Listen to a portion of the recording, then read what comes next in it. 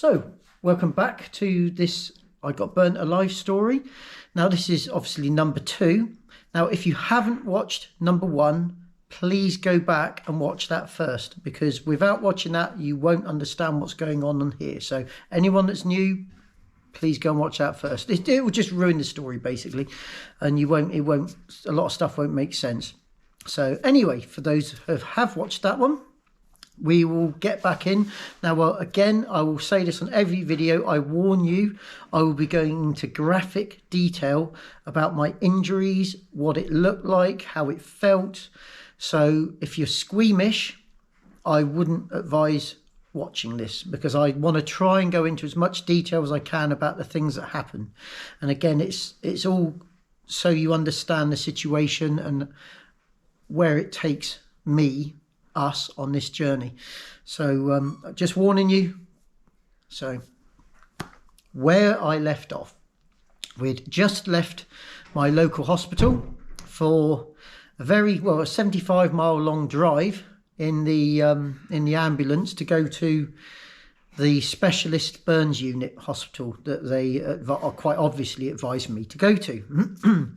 So now this is, I'm 48 tomorrow, ironically enough. And this happened when I was 21. So it was a long time ago, this.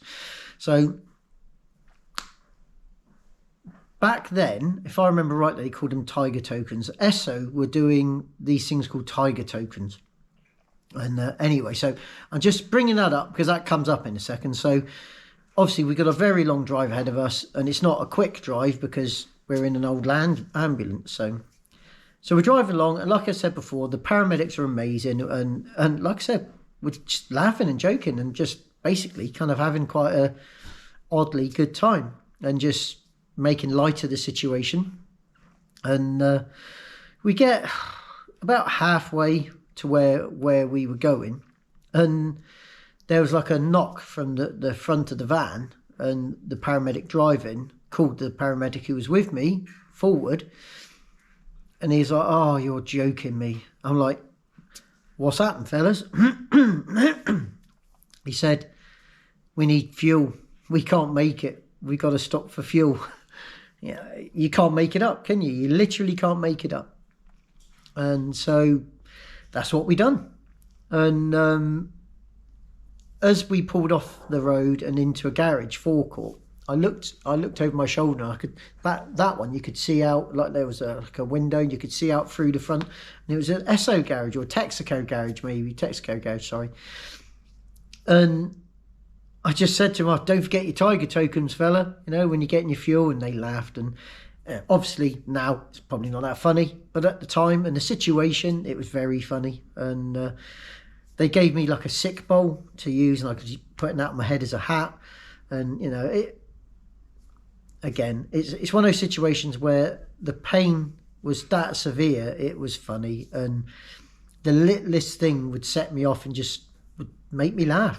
And so yeah, so we stopped and got fuel anyway, and carried on. And like I said, the guys are amazing, and we're chatting away, and we got to the hospital, and they took me into this room, and it was literally like I was being tortured. It was horrific's the wrong word, because it was oddly surreal and horrific at the same time. And it's the first time I genuinely got to see how bad my burns were. Now that sounds stupid, but it's true. I never realised, like, I knew my hands weren't great, and obviously I haven't seen my face. I can't see my face. And I couldn't really see my legs, because they'd covered me like pretty quickly after in the first one, they'd poured the saline solution over my legs. They'd covered me. So I'd not really had a good look other than knowing I got skinned alive when my trousers were taken off. And so I was literally stripped naked. I was completely naked in the bed, or on this bed thing. And that's when I saw I had blisters literally the size of my fist all over my legs, and they would just get scissors and just cutting them, and then just pulling the skin up and just cutting the skin off, and there was just fluid pouring off of me from these huge blisters. And it didn't hurt. If I'm honest, it did not hurt. Now, whether that's because I was in that much pain, that little extra wasn't making a difference. But I wasn't laying there like, screaming, oh my God, that's agony. I didn't. I literally laid there and watched what was going on. But it was the weirdest sensation. As they cut the blister, I just felt the rush of fluids just pouring over me. And so they were cutting all this skin off. And then I raised my right arm. So I raised my right arm and it looked like someone had unravelled it. And there was a sheet of skin hanging from my arm. And they cut it off. They got a pair of scissors and they just and cut it off. And I thought, well, if that arm's got it. So I lifted my left and shock horror, my left arm had this big flap of skin hanging from it. So they cut that off, obviously. And yeah, it was like it was on TV, but it was real. It's just, yeah, I can still to this day, obviously, 27 years later on, I can still picture it vividly.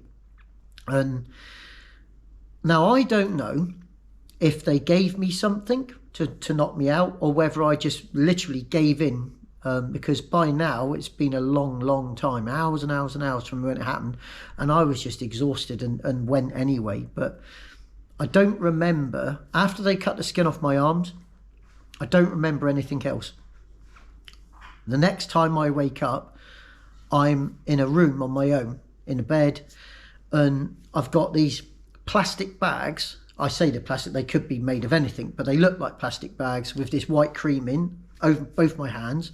And I had bandages up both my arms, and all of my bottom half was obviously bandaged as well. And I had like this cage over me with a sheet over that. It wasn't laying on me. It was this weird kind of cocoon around me. And obviously I've got drips either side, and a bag on my arm that pumps itself up and checks stuff. But that seemed to always be there. It wasn't, they weren't taking it on and off. It was just there. And every now and again it'd pump itself up and then go back down. So that was that. But there was no transition other than I just was in this room. Now, I've got to explain the room, because the room itself is funny in itself, because it's just, I had 4 brick walls. I had a window that looked at a brick wall, and I had a TV that only played Channel 2. That was it, BBC 2. And literally nothing else. Now, I found this out later, because obviously I couldn't touch it at that point in time, but it just played BBC 2 and nothing else. So yeah, I woke up and I was just looking at, the state of me and obviously all the bits and pieces, and obviously incredibly uncomfortable. But I was laying there thinking, this could be worse, weirdly. But I thought, yes, I'm uncomfortable. Yes, I'm in a lot of pain, but it's manageable. I'm coping with it, and I'm not screaming in agony. I'm just sat. To be honest, I'm just feeling a bit lost, a bit bewildered. I just feel it's just so much to take in, and I suppose it's all happened so quickly that I hadn't taken it in really. I was just, for want of a word, a bit of a zombie really. I'm just there, I'm breathing, I'm there, but I'm not really, I hadn't taken in the gravity of what's happened to me, I suppose is the best way to put it. So anyway, that's that. And a nurse come in and, asked how I was and, how my pain was, because they want to start trying to get on top of the pain. And so, I said, obviously, yes, I am in a lot of pain. So she's like, okay, we'll start you on whatever, and we'll see how you get on. So that was that, and which all was really nice. And then I was introduced to the next thing that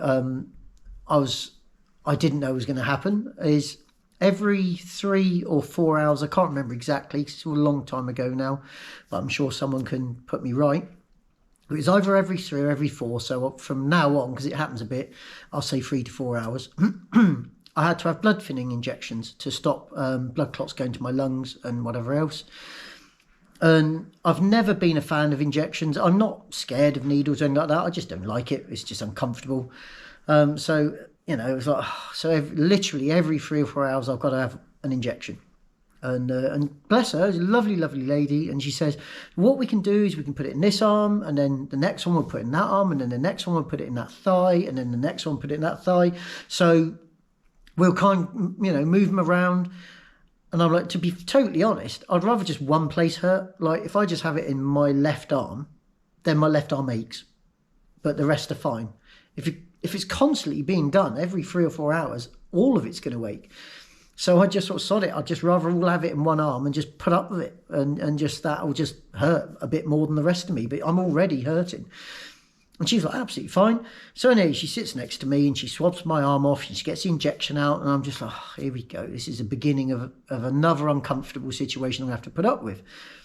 And she goes, there you go, all done. I'm like, didn't even feel it go in. You know, oh, it's fantastic. I'm like, oh, well, that's good. You know, if that's going to be the situation, then awesome. It wasn't even, you know, I literally didn't feel it. I felt her swab my arm and then it was all over. So brilliant. Obviously, very, very good at her job, and she was lovely. So, yeah, very happy about that. And, so I had that, and that's so I asked her, I said, oh, you know, has someone been in touch with my family and asked what's going on, and so do they know what's happened? And she goes, oh, yeah, you know, we've phoned your mother, and she knows what's going on, and they're going to pop up in a couple of days, you know, when they can all come up together. And then she pretty much just walked out. And I'm laying there like, a couple of days? You know, and I look down at myself and I look up and I'm like, I don't get it. A couple of days? You know, it literally kind of threw me. I thought, my family aren't like that. My family are just there, you know.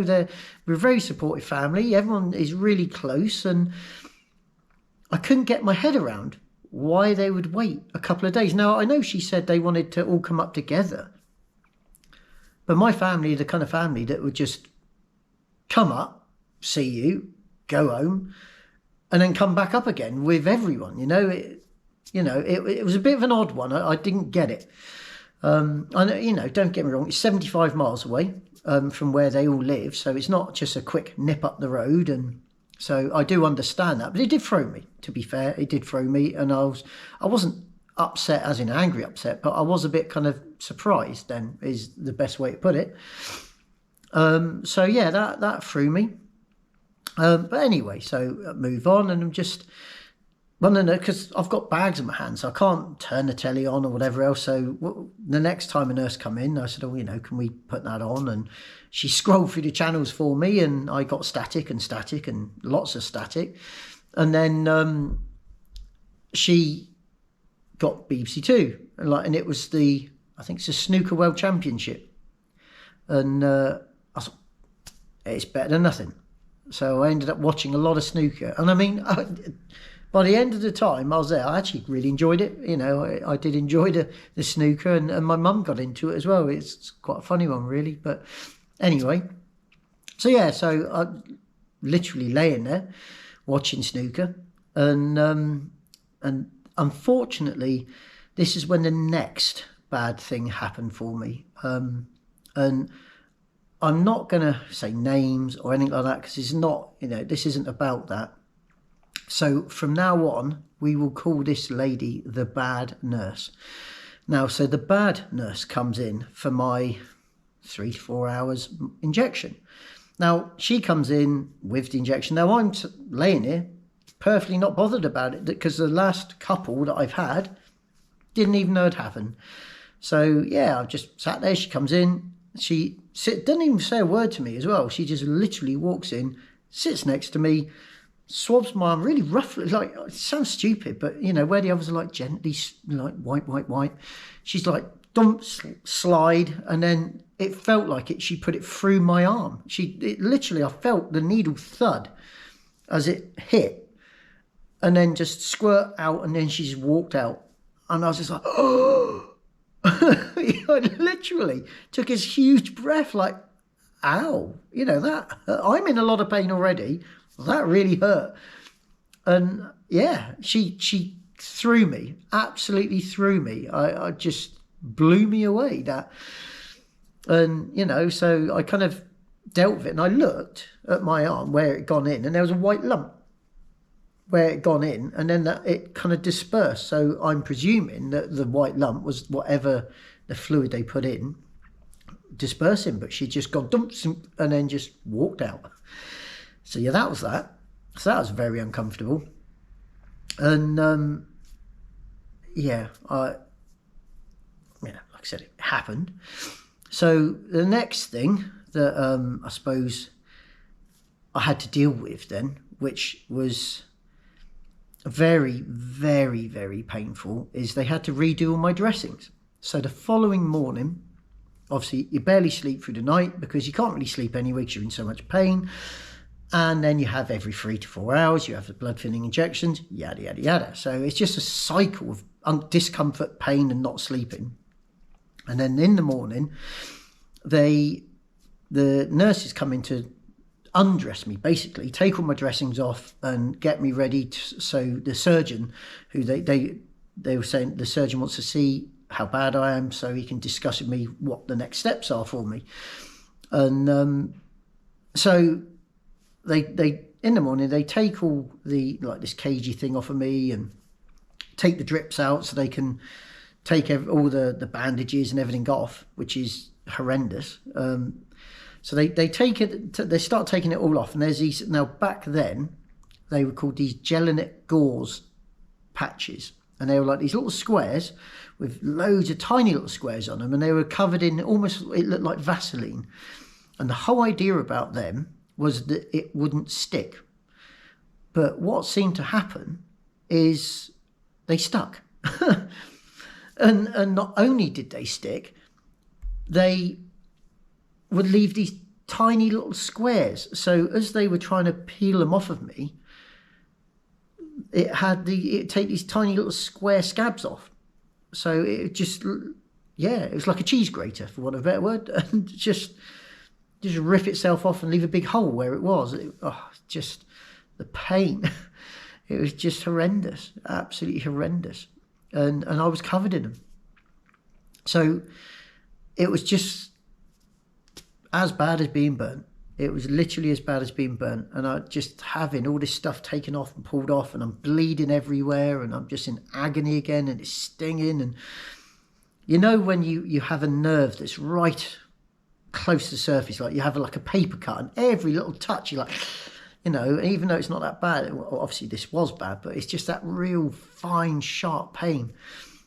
And that was just my whole body. I just every time.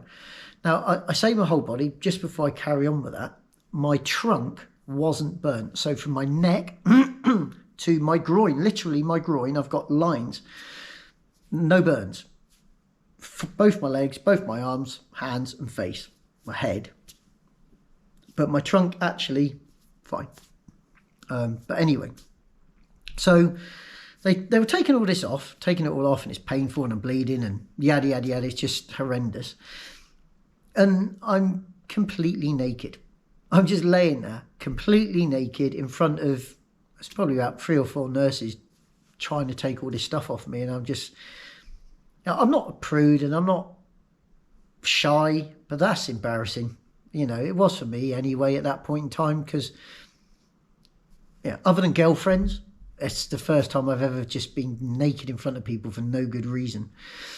And I to be fair, I was very uncomfortable when the first time it happened, because it happened a lot, so after a while I just didn't care. But that first time I was completely naked, and what they did after I was naked, they put cling film around my legs and my arms and everything. I suppose to keep it clean and keep it moist, maybe. I in all honesty, I don't know. But yeah, that's discomfort. And or a bit embarrassing and a bit whatever for me. It made me uncomfortable at the time. And then they did put the cage back over me initially, until the surgeon come in, and I just laid there. It's nearly an hour as well, because I suppose he's doing his round, seeing everyone. So I've got to prepare lots of other people. I'm not the only person there, obviously, and I'm not more important than anyone else. So I pretty much laid there for an hour naked with this cage over me, and the surgeon comes in, and cage comes off. Now, yeah, whatever, it is what it is now. And he's having a look and explaining a few bits and pieces to me, and he says, so because of the situation of where my burns are, they're going to take the skin from my upper thigh. Now, unfortunately, the only pictures I've got of my burns are a bit rubbish, because it's back in the day, camera was rubbish, and it's all a bit blurry. Obviously, I'm covered in scars, and I'll more than happily show you the scars I've got. But it's not. I've got no real photographic evidence of the damage, because the ones I have are rubbish, like I say. So anyway, the inner part of my thighs at the top of my legs were really bad, and obviously the whole of my calves and around my legs were really bad. But there was a patch on the upper right hand side of my right leg that hadn't got badly burnt. There was a little bit of burn there, but it wasn't badly burnt. And interestingly, or not, as the case may be, on the burnt situation, I had 30% third degree burns. I had 17% full thickness burns. So the 17% full thickness is all of the skin was gone or damaged beyond repair. And the 30% third degree burns is obviously the skin's still there and it's burnt, but it's not all the way through all of the layers of skin. So that was the percentages I had. And he actually did explain to me, because I commented in all like the huge blisters I had when I first come in. And he said a lot of burns victims actually die from loss of fluid. They just got to keep putting fluid in you, hence lots and lots of drips all the time, because you dehydrate and you actually die through loss of fluids, not so much the burns, which obviously I never knew. Why would I? But yeah, so anyway, so he told me what they're going to do is take me in, clean all the dead skin off and whatever else. They're going to take skin from my outer thigh to put on the worst of my full thickness burns. And and then that'd be that. So that was the plan. And they were planning to do this the following morning. So they were going to, obviously, they'd redress all my wounds again. And they'd prepare me that evening, so no food or anything overnight, or for however many hours it's got to be before you have surgery. And then I would go in first thing in the morning and have the skin taken off the plastic surgery side of it. So oddly, I thought I'd be worried about it, but I actually was the opposite. I thought, this is really good. I've only been here a couple of days and we're going to get this sorted. So, obviously I know there's going to be pain. I know there's going to be discomfort. But so what? It is what it is, and this has to happen. So that side of it didn't bother me. Let's just get it done and get out of here. I don't want to be in hospital. So that's what happened. I was redressed back up again. Every 3 to 4 hours I had my amazing injections, and unfortunately I did have 2 from the bad nurse. And again, every time without fail, it's not like she was having a bad day. Every time without fail, she might as well have thrown it from the door, to be fair. It hurt that much. Well, yet she was the only one. Every other nurse that dealt with me, or doctor or whoever, didn't even feel it, and it sounds like I'm making a big deal out of an injection, so what? But it was her lack of care is what I'm trying to get across, and there's so much more about her than just this lack of care. But, we will get to that. So I'm going to leave it there for now, and we will pick the next one up when I come out of surgery. So, I hope you're enjoying it. I hope it's fulfilling what I hope it is, and it's taking you on a journey with me. And you know, I do apologise if you've found it uncomfortable with some of the, but I have warned you that it is going to be quite graphic, because I want to explain my discomfort and my pain, and what happened. So, you know, it's just to give a proper account. So, you know, let's leave it there. So I hope you enjoy, like and subscribe, and I'll see you in the next one. Cheers, guys.